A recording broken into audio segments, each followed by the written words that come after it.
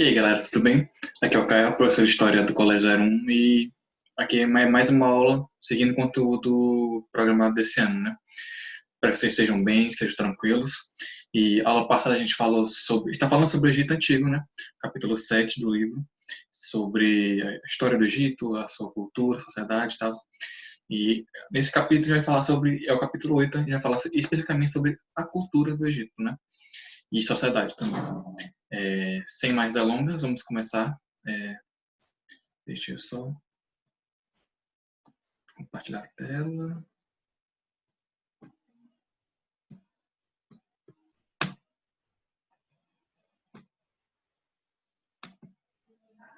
Certo. Vocês podem estar vendo aqui.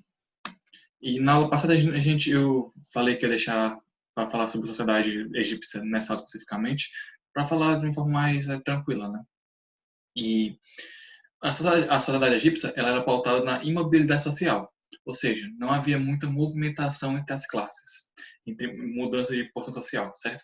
Quem ficava embaixo, quem ficava em cima. E raríssimo, praticamente impossível ter uma mobilização, uma mudança, né, entre estamentos.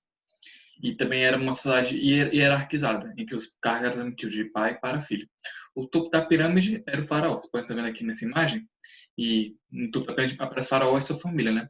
Ele era o chefe político e religioso do Egito, e ele concentrava todos os poderes, né? Ele concentrava todos os poderes, todas as responsabilidades, e todo o poder do Estado estava concentrado nele e nessa família. E na base da pirâmide, como vocês podem ver, estavam os camponeses e os escravos. Os camponeses eles trabalhavam nas obras, né? Nas obras públicas, nas obras de agricultura, nas obras de habitação, e eles também pagavam impostos para o faraó, que em troca ele como é que eu posso dizer?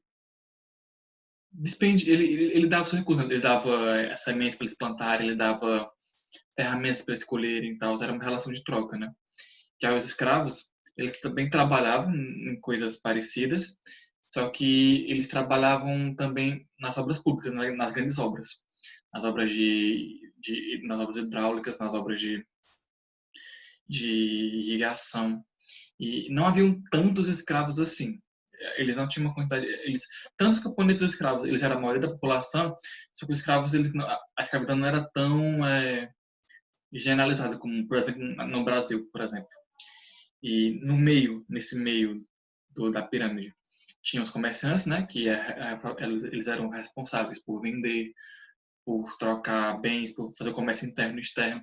Tinha os artesãos que manufaturavam todo tipo de utensílios, como copos rudimentares, vasos, jarras, aqueles objetos clássicos que a gente viu na aula passada, né, que foram encontrados, né. Os militares, que eram responsáveis pela defesa interna e externa do território, né, pelas conquistas de expansão, pela defesa. Os sacerdotes, que eram responsáveis pelos templos e pela religião, pelo controle dos templos e pela religião, e também tinham muito poder, certo? E os escribas. Os escribas eu separo porque a gente vai falar agora sobre a escrita, e os escribas eles eram responsáveis por registrar todos os acontecimentos do Estado, né? Por exemplo, eles faziam listas de compras do Estado, listas de quem comprou determinada coisa, quem deveria pagar imposto, o que deveria ser investido em tal ano, qual foi a trajetória do faraó. Os escribas eram responsáveis justamente pelo registro do que acontecia no Egito, certo? E muito que a gente encontra no Egito, muito que a gente sabe sobre o Egito, é a partir de fontes escritas pelos escribas, certo? E a escrita que eles utilizavam eram chamada de hieróglifos, que era feita com sinais pictográficos que representavam objetos e sons e que eram escritos em papiros, além das paredes das pirâmides. Ou seja, eles escreviam os papiros, né? Aqueles papéis feitos a partir de uma planta que eram facilmente era fácil de você escrever as coisas e mandar para determinadas pessoas. Além deles também escreverem nas pirâmides, certo? Nas pirâmides de uma forma geral. Registrar isso nas pirâmides. E eles eram responsáveis por escrever documentos oficiais para o faraó e para os templos. O que algumas pessoas não sabem é que também existiam outros tipos de escrita, além da escrita dos hieróglifos. Porque essa dos hieróglifos era oficial, ela era muito restrita a quem era chefe, né, que era um faraó, que era uma nobreza, e quem estava na administração do governo. Quem não estava nesses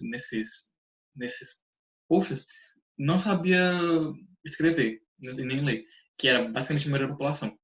Outras escritas também utilizadas eram a demiótica e a hierática. A demiótica era utilizada para relatar o cotidiano das pessoas e a hierática era utilizada por nobres comerciantes, certo? Aqui nessa imagem vocês podem ver, por exemplo, de hieróglifos, vocês podem ver que basicamente eram sinais pictográficos, ou seja, eram só imagens, né? Vocês podem ver que tem um pássaro, uma pessoa, é, uma jarra, e esses sinais eles significavam sons ou coisas, né? E é uma escrita difícil, mesmo para a época, porque para você fazer essa associação e tal, era complicado. Ela realmente era restrita para quem precisava, né? Quem estava no topo da pirâmide, por assim dizer. E aqui são outros exemplos das outras escritas. Aqui na esquerda tem a demiótica, né? Que você pode ver que ela é cursiva, já é uma coisa que se aproxima mais do que a gente usa, né? E a hierática, que também é cursiva e também se aproxima um pouco mais da gente. É linguagens mais populares, por assim dizer. Apesar de que, não, novamente, é, a maioria da população da época, ela não sabia escrever, não sabia ler, certo? E essa é a primeira parte da aula, bem simples. A sociedade egípcia, ela, para vocês lembrarem, né, novamente, ela era pautada na imobilidade social. E pautada justamente nisso. Então, muito dificilmente camponeses e escravos poderiam virar, por exemplo, sacerdotes e escribas. Os filhos dos sacerdotes virariam sacerdotes, os filhos do faraó virariam faraó, filhos do militar virariam militar, e os filhos dos camponeses virariam camponeses, certo? Os escravos eles poderiam sair, tipo, se pagassem as dívidas e tal, tudo era um processo lento e tudo. E entendam que quem está na base, no topo, e como isso se relaciona. Em relação à escrita egípcia, ele usava a escrita justamente, principalmente para registrar documentos oficiais, né? Registrar vendas, compras, registrar acontecimentos, e como forma de registrar as coisas dos templos, né?